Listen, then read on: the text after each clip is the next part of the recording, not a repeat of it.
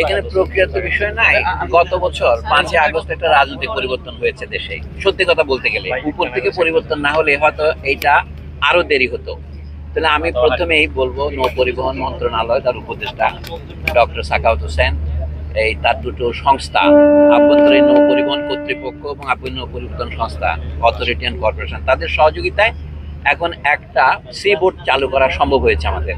এখন এটা সফল হবে কিনা নির্ভর করছে স্থানীয় জনগণ কি সহযোগিতা করে।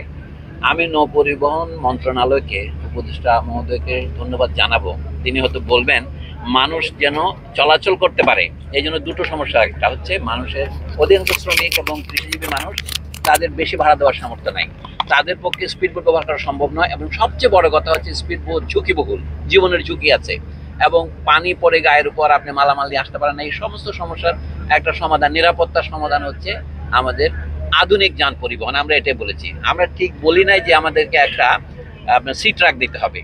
আমাদের একটা আধুনিক পরিবহন যেটা নিরাপদ, মাথার উপর ছাউনি থাকে, মানুষ বসে যেতে পারে, সেটা আমরা যতটুকু সামর্থ্য আছে করেছেন। এই জন্য প্রথমেই ওনাদের আমরা অভিনন্দন জানাই, ধন্যবাদ জানাই মহেশখালী জনগণের পক্ষ থেকে। এইটা দীর্ঘ 50 বছর ধরে এই লড়াই চলছে। পাকিস্তান আমলে এখানে আইডব্লিউটি এর, এখন যেটা বিআইডব্লিউটি সেটা তখন ইস্ট পাকিস্তান ছিল, সেটা উভয় কাছে টার্মিনাল ছিল এবং লঞ্চ চলাচল করতো। আমি নিজে যাত্রী হিসেবে যাতায়াত করেছি, কিন্তু গত 50 বছরে সেটা কোনো উদ্যোগ নেওয়া হয়নি। এই জন্য এটা বিশেষভাবে একটা, আমি বলবো, রাজনৈতিক জীবনের জন্য গুরুত্বপূর্ণ ঘটনা। আর সাধারণ মানুষের জন্য, মহেশখালীর জনসংখ্যা একসময় ছিল 1 লাখ, পরে হচ্ছে 2 লাখ, এখন লোক অনুমান করে 4 লাখের বেশি জনগণ। প্রতিদিন 5-7 হাজার লোক আসা যাওয়া করে এই ঘাট দিয়ে। এইটা, আর মহেশখালীর ভিতরে রাস্তাঘাট উন্নত হয়েছে এখন, অথচ কক্সবাজারের পথটা হচ্ছে প্রাচীন। একটা কথা মনে রাখতে হবে, মহেশখালী মানে একটা দ্বীপ নয়, মহেশখালী মানে 3টা দ্বীপ: সোনাদিয়া, মহেশখালী প্রপার এবং মাতারবাড়ি ধলঘাটা। কুতুবদি হচ্ছে মহেশখালীর যাকে বলা হয় টুইন সিস্টার, যমজ ভগিনীর মতো। আমি মনে করি সন্দ্বীপের পরে মহেশখালীতে হয়েছে, এরপরে কুতুবদি হওয়াটা ন্যায়সঙ্গত, সেটা আমি সমর্থন করি। আর ভাড়ার ব্যাপারে আমরা অনুরোধ করেছি, আশা করি উনি সেটা রাখবেন। মানে আমাদের ভাড়াটা সর্বনিম্ন হার আছে আইডব্লিউটি এর, যেটা 30 টাকা। আমার মনে হয় তার চেয়ে যেন বেশি না হয়। আরেকটা আমাদের আর্জি আছে, একদিনে পূরণ করতে পারবে তা বলছি না, এখানে ইজারাদারির সমস্যা খুব বড়। ঘাটের ইজারা যদি 2 কোটি টাকা হয়, 4 কোটি টাকা তারা আদায় করবে, 6 কোটি টাকা আদায় করবে, এটা মানুষের উপরে আলটিমেটলি চাপ পড়ে। কাজে ইজারার সমস্যাটার একটা আলাদা সমাধান করতে হবে। ঘাটের উপর ইজারা কেন? আমরা রেল স্টেশনে ইজারা দেই না, আমরা বাস স্টেশনে ইজারা দেই না, সেটা বাসের কাছ থেকে নেবে, যাত্রীর কাছ থেকে আলাদা নেওয়া হয় না। আমার একটা অনুরোধ থাকবে মহেশখালীর জনগণের পক্ষে, সারা বাংলাদেশের জনগণের পক্ষে, যেন বৈষম্য বা ডিসক্রিমিনেশন না হয়। বিদেশি পর্যটকের কাছে 20 টাকা, স্থানীয় লোকের কাছে 5 টাকা, এরকম একটা কাস্টম আছে। এখন কিছুক্ষণ আগেও শুনলাম, এটা বন্ধ করার জন্য অনুরোধ জানাবো আমরা। এটা না করলে জনগণকে যে সুফল আমরা সি ট্রাকের মাধ্যমে দিচ্ছি, সেটা কোনো কাজে আসবে না। আরেকটা কথা হলো, এই মহেশখালীর গোরখঘাটা ঘাট থেকে কক্সবাজারের 6 নম্বর যেটি, এটা হচ্ছে প্রপার যাতায়াত। এটা দূরত্ব হচ্ছে 8.5 কিলোমিটার, এবং সরকারি নির্ধারিত 2022 সনের 1 সেপ্টেম্বরের যে গ্যাজেট, তাতে আছে নদীপথে কিলোমিটার প্রতি ভাড়া হবে 2 টাকা 85 পয়সা।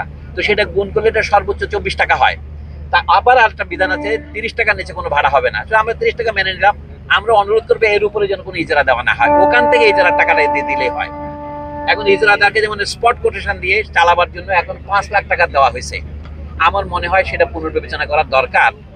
ইজারা জিনিসটা তুলে দিতে পারলে বাংলাদেশের অন্য 10 এলাকার মতো মহেশখালীও একটা জনগণের গম্য দেশ হবে। মহেশখালীতে আরেকটা বড় জিনিস আছে, পুরনো, বহুদিনের পুরনো আদিনাথ মন্দির, যেখানে অনেক পর্যটক যায় আসে। সেটা কিন্তু তার পর্যটনের মাধ্যমেও সরকারের আয় হবে, কিন্তু এই মন্ত্রণালয় না হলে ওই মন্ত্রণালয়ের হবে। আমি মনে করি মহেশখালীর জনগণের দীর্ঘদিনের দাবি একটা পূরণ হয়েছে। আমরা ধন্যবাদ জানাবো, কিন্তু আমরা দুঃখিত, আমরা সন্তুষ্ট হব না যদি ইজারা তুলে দেওয়া না হয়। আপাতত এইটুকুই বললাম। স্যার, একটা বিষয় হচ্ছে, সময় তো আরো আধুনিক হচ্ছে, মহেশখালীতে বিভিন্ন প্রকল্প হচ্ছে, সি ট্রাক দিয়ে আরো কি কি করা যাবে, এর আপডেট পাশে কি আসতে পারে, আর কি কি দরকার? সি ট্রাক হচ্ছে সমুদ্রটা পার হওয়ার জন্য। এটা শুধু নদী নয়, এটা সমুদ্রের সঙ্গম, সমুদ্রের 2টা স্রোতের মিলন। এখানে ভালো দক্ষ ড্রাইভার না হলে মানুষ মারা যায়, নৌকা ডোবে। আরেকটা সমস্যা হচ্ছে কি, ওভারলোডিং হয়। যেখানে নৌকাতে ওঠা হচ্ছে 70 জন, সেখানে ওঠে 200 জন।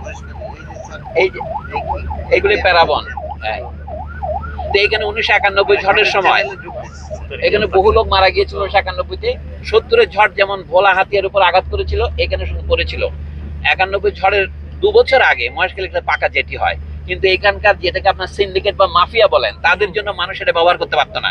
এবং সেখানে অকারণে কোনো কারণ ছাড়া 2 টাকা করে আদায় করতে মানুষের কাছ থেকে। তখন মোকাম্মেল হক সাহেব ছিলেন ক্যাবিনেট সচিব বা এরকম প্রধান সচিবদের একজন, উনি এসেছিলেন, উনি রিলিফ কমিটির প্রধান ছিলেন।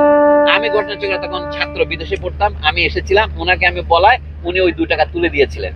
আমি জানি না কয় বছর ওইটা তুলে দেওয়া ছিল, তারপর আবারও তারা চালু করেছে। এই সমস্যার সমাধান কিন্তু জাতীয়ভাবে করতে হবে, এটা রাজনৈতিক সমস্যা। ওখানে একটা চক্র আছে, যেমন ধরেন তারা বিভিন্ন চোরা কারবারের সাথে জড়িত, মাদকের সাথে জড়িত, সোজা কথা বলতে গেলে এমনকি অস্ত্র ব্যবসাও করে। তারা কিন্তু যেটি মানুষকে ব্যবহার করতে দেয় না। আমি একটা ব্যাগ নিয়ে গেলাম বাড়ি থেকে, একটা আয়না নিয়ে গেলাম, 70 টাকা দিতে হবে, 80 টাকা দিতে হবে।